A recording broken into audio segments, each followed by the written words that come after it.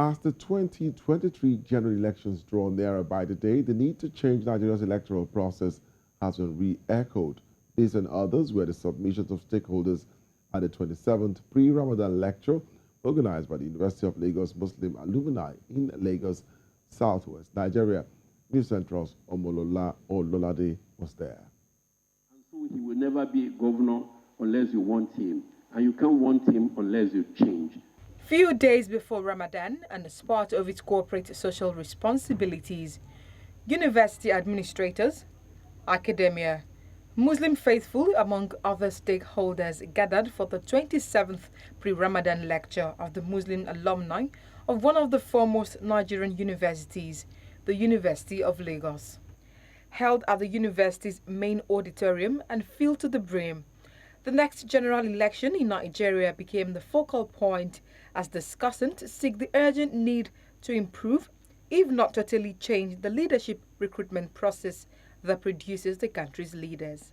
The believed theme of the lecture, Leadership Recruitment, the missing anchor in our national development, is apt and timely.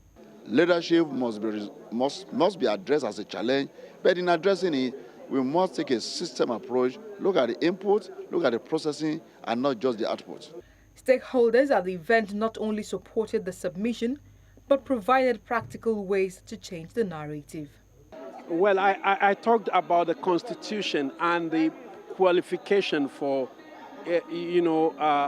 holding elective offices. In the case of the president, he said the minimum is school certificate or its equivalent.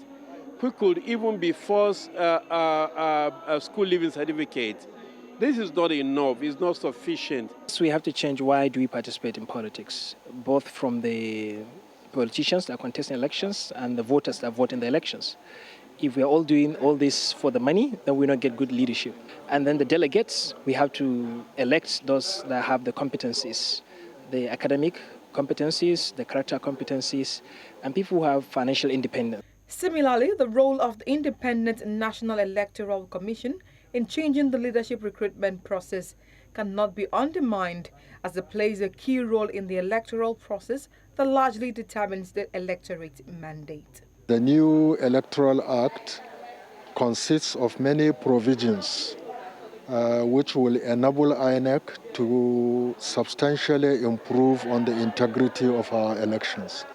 There are also provisions which have scaled up the use of technology in elections. It remains to be seen how the submissions from this simulated intellectual discourse will be maximized and in turn contribute positively to the desired and expected leadership change in subsequent elections in Nigeria. The time is ticking. Omolola Ololade reporting for News Central.